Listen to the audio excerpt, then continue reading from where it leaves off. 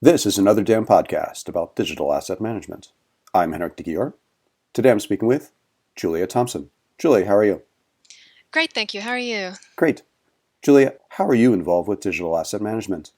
I'm the digital asset manager at UNICEF New York headquarters. Part of that role, I'm the administrator of our global digital asset management system. This includes things like configuring the ACLs, developing and maintaining metadata, working with the DAM vendor on issues, any changes we'd like to make, and features that would be useful to us. My role also includes the development of DAM workflows, advising on best practices, and user support and training.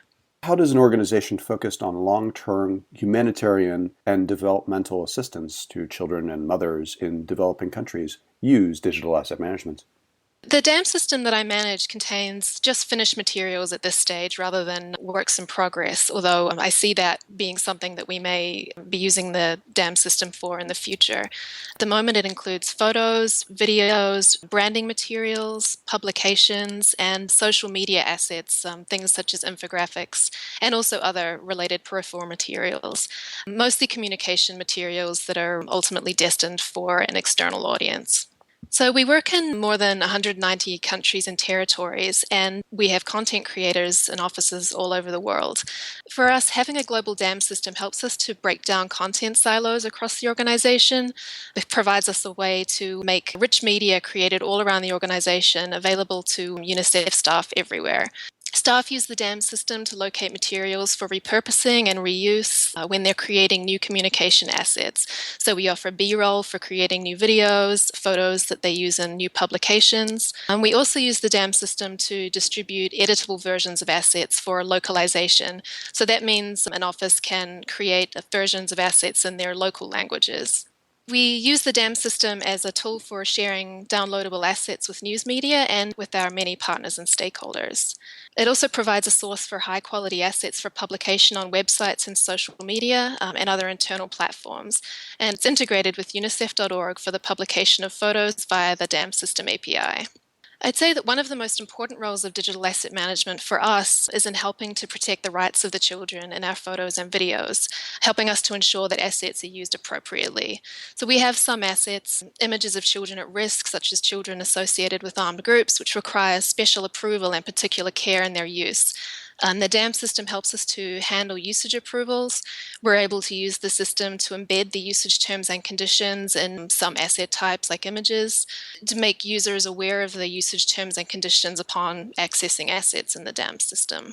We use the DAM system to pull together packages of assets that relate to a particular focus area or campaign, which makes it quicker and easier for staff to find the communication materials that they need. And the DAM system also provides a definitive source for our branding materials so that we can keep the UNICEF brand clear. What are the biggest challenges and successes you've seen with digital asset management? So, in some ways, our successes and challenges are fairly closely linked. Because the DAM system has become quite central in supporting our communication goals, our users are starting to see the benefits of the DAM system in their work, which is a good thing. It's exactly what we're aiming for. One of the consequences that we found of having a system that people like and see the value in is that we're finding ourselves needing to assess and accommodate new needs that are arising. We've seen the emergence of new use cases, new demands on the system, which have created new challenges to address, new workflows to develop, additional metadata to add, changes in the way that we handle permissions. So these new needs have been a challenge to address, taking extra resourcing, requiring changes in the way that we're working with the system. But it's also nice to see the value of digital asset management in such a large organization. Another challenge that we've faced is balancing our shorter and longer term needs. We need our digital asset management to support an often high paced flow of assets within the organization and to outside partners and news media. But we also need to ensure that we have full and accurate metadata needed for the long term accessibility of those assets. In an emergency situation, such as after the recent Nepal earthquake, the DAM system was used to make photos and videos available to the organization and to news media, which needed to happen quickly. So in a situation like that, there's not always time to spend fully cataloging an asset before publication and distribution. However, we do need full metadata to ensure that someone can find those assets in a few years and that they have enough contextual information to know what they're looking at. So I definitely wouldn't claim to have all the answers to that dilemma yet. It's really something we're still working through. But I think in the future, it's going to have to involve a staged approach to asset management. We have a workflow and a system that's light and user-friendly enough to meet those short-term needs, combined with oversight by information professionals, maybe filling in the metadata, making sure that everything looks right at a slightly later stage. And also, I think accepting that good enough is sometimes the best that you can do. There's really no question that digital asset management in a large organization like that, operating in different time zones, is a challenge. I bet. What advice would you like to share with DAM professionals and people aspiring to become DAM professionals?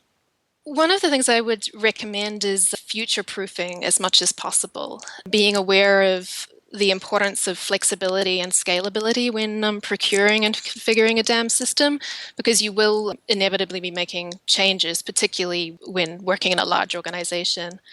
We've found it really important to have a system that allows us to be really flexible, making changes to metadata, accommodating new asset types, new asset genres, and supporting new asset cases.